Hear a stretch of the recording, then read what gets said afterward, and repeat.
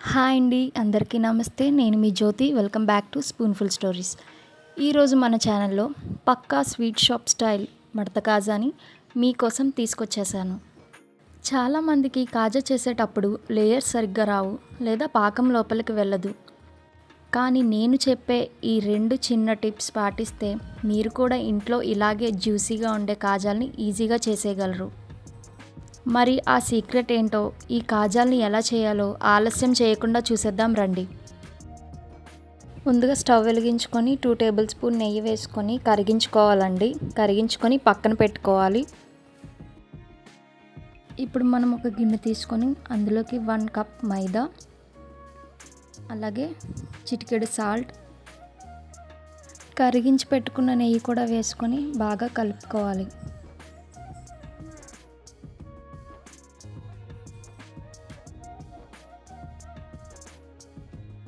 ఇప్పుడు మనం చిటికెడు బేకింగ్ సోడా, అలాగే కొంచెం వాటర్ వేసుకొని కలుపుకోవాలి.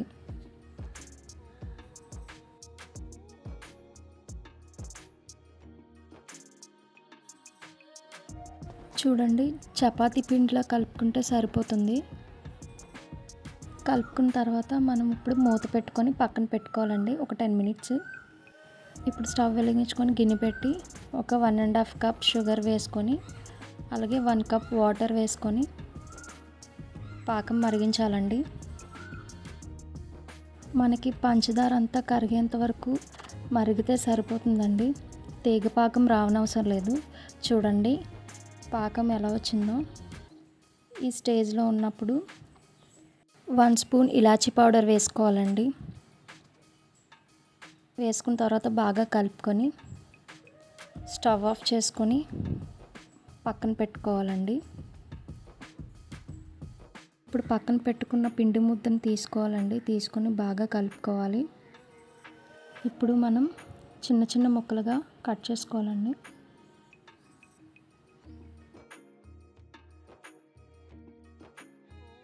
ఇప్పుడు నేను సీక్రెట్ టిప్ అన్నాను కదండి, అది ఇదేనండి.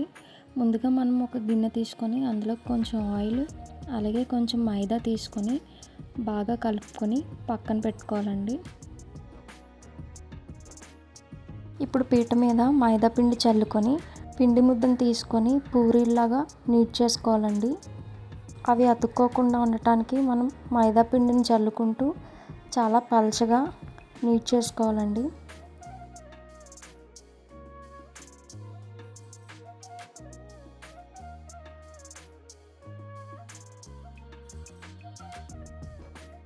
ఇప్పుడు మనం ఆయిల్ని మైదాని కలుపుకొని పక్కన పెట్టుకున్నాం కదండి, దాన్ని కొంచెంగా మొత్తానికి అప్లై చేస్తూ ఇలా రోల్ చేయాలండి. లాస్ట్లో ఎండింగ్ వాటర్తో తడిపి అంటించాలండి. ఇప్పుడు నేను చూపిస్తున్నట్టుగా ఇలా సన్నంగా కట్ చేసుకొని చూడండి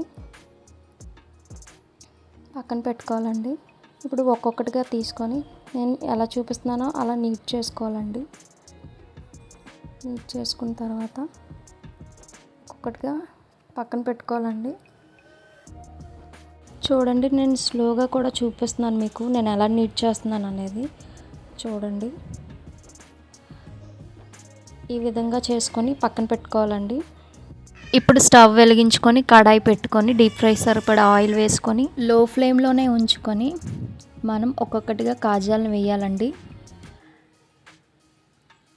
లో ఫ్లేమ్లో మాత్రమే వేయాలండి.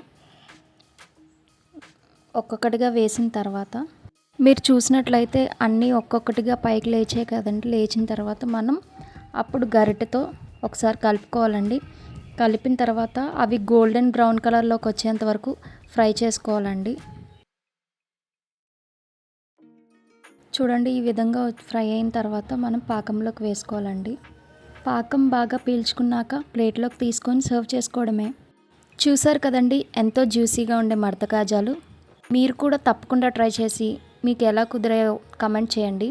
ఈ వీడియో నచ్చితే లైక్ చేయండి, మీ వాళ్ళకి షేర్ చేయండి. మరిన్ని సింపుల్ రెసిపీస్ కోసం మన స్పూన్ఫుల్ స్టోరీస్ని ఇప్పుడే సబ్స్క్రైబ్ చేసుకోండి. Thanks for watching. బాయ్.